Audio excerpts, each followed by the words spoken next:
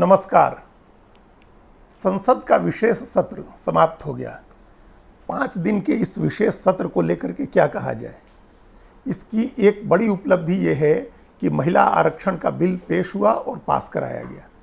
दूसरी उपलब्धि ये भी कह सकते हैं कि पुराने संसद से में आखिरी दिन आखिरी कार्यवाही हुई और नए संसद भवन में कामकाज शुरू हो गया। ये 2 उपलब्धियां हैं इस विशेष सत्र की।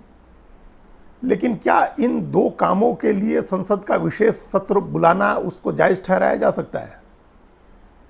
ऐसा लग रहा है, जो 5 दिन का कामकाज है उसको देख करके ऐसा लग रहा है कि जिस तरह से कुछ राज्यों ने विधानसभा का विशेष सत्र बुलाने को एक राजनीतिक मसला बना लिया है, विधानसभा के विशेष सत्र को एक पॉलिटिकल टूल बना लिया है, उसको पॉलिटिकल विपन बना लिया है, उसी तरह से इस बार संसद के विशेष सत्र का इस्तेमाल हुआ है।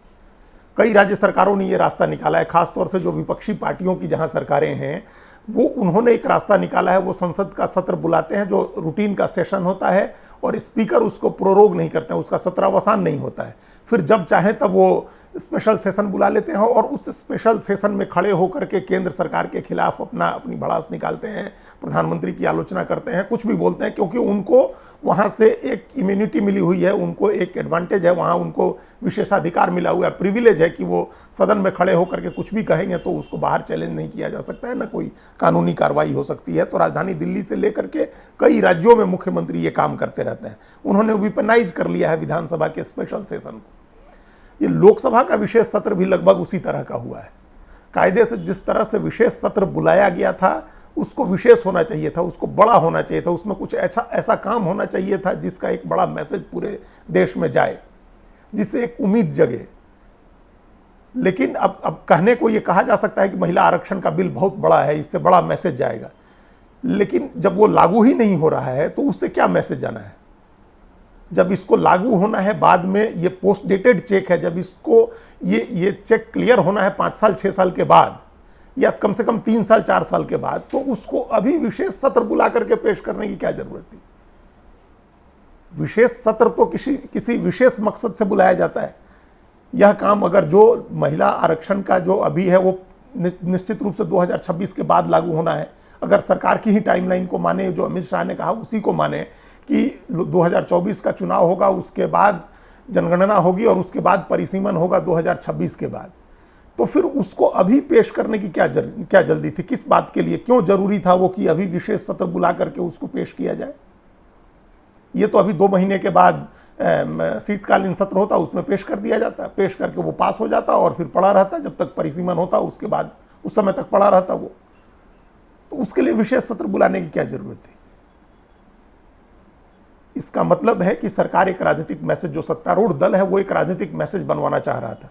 अगर नवंबर में शीतकालीन सत्र तक इंतजार करते तो 5 राज्यों के विधानसभा चुनाव निकल जाने थे।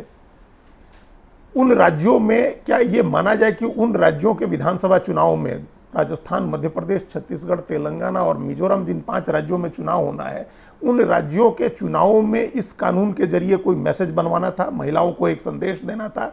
प्रधानमंत्री नरेंद्र मोदी ने जैसा सदन में खड़े होकर के कि ये बहुत दिनों से ये लंबित था और ऐसा लगता है कि ईश्वर ने मुझे चुना है इसको कानून बनाने के लिए। तो प्रधानमंत्री महिलाओं के सबसे बड़े हितैषी हैं, उनके कल्याण के लिए सोचने वाले सबसे बड़े नेता हैं। ये मैसेज, ये पॉलिटिकल मैसेज बनाना था 5 राज्यों के चुनाव से पहले, इसके लिए विशेष सत्र बुलाया गया। और जिस तरह से इसकी मार्केटिंग हुई, जिस तरह से इसका प्रचार हुआ, फिल्म अभिनेत्रियां बुलाई गई, कंगना रनौत और भूमि पेडनेकर से लेकर के ईशा गुप्ता जैसी कितनी अभिनेत्रियां बुलाई गई, जो जिस दिन बिल पेश हुआ उस दिन सदन में घूम रही थी, संसद परिसर में घूम रही थी, इंटरव्यू दे रही थी। उसके बाद महिला खिलाड़ियों को बुलाया गया, अंजू बॉबी जॉर्ज से लेकर के और MC मैरी कॉम और कई दूसरी महिला खिलाड़ियों के जरिए इसकी ब्रांडिंग, इसकी मार्केटिंग की गई। तो ये क्या उसका मकसद ये था? क्योंकि अगर अभी लागू करना होता 5 राज्यों के चुनाव में और तब विशेष सत्र बुला करके इस बिल को पास कराते, कानून बनवाते, तब तो बात समझ में आती। जो पोस्ट डेटेड चेक कैश होना है 3 साल के बाद, उसको पेश करने के लिए अभी विशेष सत्र बुलाने की जरूरत नहीं थी। ये बुलाया गया, इससे राजनीतिक मैसेज निकल रहा है, इससे लग रहा है कि इसका राजनीतिक इस्तेमाल करना था। दूसरा जो एक विशेष काम किया गया, वो कहा गया कि संसद में लोकतंत्र के 75 साल की यात्रा और उसकी उपलब्धियों पर चर्चा हुई। वो अच्छी चर्चा हुई। प्रधानमंत्री का भाषण भी बहुत अच्छा था, उन्होंने 50 मिनट काफ़ी अच्छा भाषण दिया। उन्होंने देश के सभी प्रधानमंत्रियों को याद किया जिन पंडित नेहरू के खिलाफ पिछले 9 साल से वो एक उनको बदनाम करने का जो अभियान चल रहा है, उसके बीच प्रधानमंत्री ने कई बार नेहरू का नाम लिया, उनके योगदान को याद किया। उन्होंने ये ट्रिस्ट विथ डेस्टिनी का जो ऐतिहासिक भाषण है नेहरू का, उसको भी कोट किया, उसको भी याद किया और ये कहा कि उस भाषण से लोग प्रेरणा लेते हैं। नए संसद भवन के अपने पहले भाषण में भी उन्होंने कम से कम 4 बार पंडित नेहरू का नाम लिया सेंगोल की स्थापना करने के लिए। तो ये अच्छी चीज़ थी, ये अच्छी बात हुई। लेकिन आज़ादी के 75 साल में लोकतंत्र की यात्रा पर चर्चा तो पिछले साल हो जानी चाहिए थी, जब देश अमृत महोत्सव मना रहा था। जब आज़ादी के 75 साल पूरे हुए थे और अमृत महोत्सव मनाया जा रहा था, उस समय इस पर चर्चा करानी थी। उस समय नहीं कराया गया तो अभी भी 15 अगस्त के पहले जो संसद का मानसून सत्र 11 अगस्त को खत्म हुआ, उसमें चर्चा कराई जा सकती थी। आज़ादी के 75 साल की आज़ादी दिवस के ठीक पहले सेशन खत्म हुआ था, उस समय चर्चा कराई जा सकती थी। उसको अभी उस चर्चा के लिए विशेष सत्र बुलाने का तो कोई लॉजिक समझ में नहीं आता है कि 75 साल की यात्रा पर चर्चा करानी थी। 75 साल कोई अभी सितंबर में जाकर के तो पूरा नहीं हुआ है, सितंबर 2023 में। तो वो भी एक लॉजिक समझ में नहीं आता है। पुराने संसद से नए संसद भवन में जाना था, ये बड़ा काम था। लेकिन मई में जब संसद भवन का उद्घाटन किया गया था तो ये सवाल खड़ा होता है ना कि उस समय क्यों नहीं कार्रवाई शुरू की गई थी नए संसद भवन में। जब मई में संसद भवन का उद्घाटन हुआ तो कायदे से उसी समय उस समय या उसके बाद का जो सेशन हुआ, मानसून सत्र हुआ, वो उसमें होना चाहिए था। अगर ये कहा जाए कि तैयारियां पूरी नहीं थी, फिर ये सवाल है कि फिर मई में उद्घाटन करने की क्या जरूरत थी अगर तैयारियां पूरी नहीं थी तो। उस समय किस मकसद से उद्घाटन किया गया था? नए बड़ी पूजा पाठ और सेंगोल की स्थापना हुई थी तो उस समय हो जाना चाहिए था। उसके बाद मानसून सत्र हुआ, वो भी नहीं हुआ उसमें। अभी विशेष सत्र हुआ तो उसमें भी टेक्निकल ग्लिच रहा। जिन लोगों को टैबलेट लगे हुए हैं, कई लोगों के वो टैबलेट चल नहीं रहे थे, और जो पहली वोटिंग हुई महिला आरक्षण बिल के ऊपर, वो भी पर्ची से करानी पड़ी, ऑटोमेटिक सिस्टम काम नहीं किया। इसका मतलब कि अभी भी काम अधूरा ही है। तो फिर इंतजार कर लेते कि शीतकालीन सत्र वहाँ होगा नए संसद भवन में। तो ये जो 3 चीज़ें हैं, महिला आरक्षण बिल हो, वो जब लागू होना है कई साल के बाद, तो वो शीतकालीन सत्र में पेश हो सकता था। उसके लिए इतना बड़ा तामझाम करना कि ये गणेश चतुर्थी के दिन हम नए संसद भवन में प्रवेश करेंगे और उस दिन महिला आरक्षण का बिल पेश करेंगे, ये इसका मकसद था, राजनीतिक मकसद था। ये कोई संवैधानिक और कानूनी मकसद नहीं था इसका। ये कोई विधायी काम ऐसा नहीं था जो अभी विशेष सत्र बुला करके जिसको करने की जरूरत थी। इसके पहले विशेष सत्र बड़े विशेष मौक़ों पर बुलाए जाते थे, उनको इस तरह से राजनीतिक इस्तेमाल के लिए उनका आयोजन नहीं होता था। और जो 75 साल की चर्चा है वो भी पहले हो जानी चाहिए थी। नए सदन में जाने का काम भी पहले हो जाना चाहिए था, या रूटीन में शीतकालीन सत्र होता तब होता। तो ये कुल मिलाकर के जो विशेष सत्र है उसका कोई उससे कोई बड़ा हासिल नहीं दिख रहा है। कानून बन के ठंडे बस्ते में जाना है। ऐसा होता कि कानून बन के लागू हो रहा है तो हम ये कहते कि ये बहुत अच्छा हुआ और बड़ा जरूरी था कि विशेष सत्र बुला लिए। वो तो होने नहीं जा रहा है। और जो बाकी बिल पास हुए हैं वो सब रूटीन के बिल हैं जिनके बिना सरकार का कोई कामकाज नहीं रुक रहा है। तो ये ऐसा लग रहा है कि एक राजनीतिक मकसद से 5 राज्यों के विधानसभा चुनावों को ध्यान में रखते हुए उसके नज़रिए से ये एक आयोजन किया गया, उसके लिए एक मैसेजिंग की गई, एक पॉलिटिकल मैसेज बनाया गया।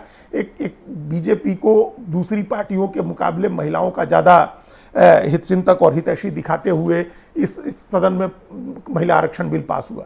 हालांकि वो कितना फ़ायदा करेगा ये अभी नहीं कहा जा सकता है, क्योंकि उसमें ओबीसी आरक्षण की मांग करते हुए उसका एक मुद्दा बना दिया है कांग्रेस पार्टी और दूसरी तमाम ऐसी पार्टियां जो मंडल की राजनीति करती हैं या दक्षिण की पार्टियां हैं, उन लोगों ने एक माहौल बना दिया है। उससे सरकार के ओबीसी विरोधी होने की भी मैसेज जा रहा है। हालांकि कांग्रेस का भी जो बिल था जो 2010 में पास हुआ था उसमें भी ओबीसी आरक्षण का कोई प्रोविजन नहीं था, और इसी वजह से वो बिल लोकसभा में पेश करने की हिम्मत नहीं कर सकी थी कांग्रेस पार्टी, हिम्मत नहीं कर सकी थी या उसकी मंशा भी नहीं थी। लेकिन वो प्रोविजन उस बिल में भी नहीं था ओबीसी का। लेकिन आज अब ओबीसी प्रेम जग गया है कांग्रेस का, तो उसने ओबीसी आरक्षण की मांग कर दी है और उसके साथ साथ उसकी तमाम सहयोगी पार्टियां इस बात की मांग कर रही हैं। तो उस मामले में हो सकता है कि बीजेपी ने जिस मकसद से किया है वो मकसद पूरा ना हो, उल्टा उसको नुकसान हो जाए। लेकिन ये 5 राज्यों के चुनाव में पता चलेगा।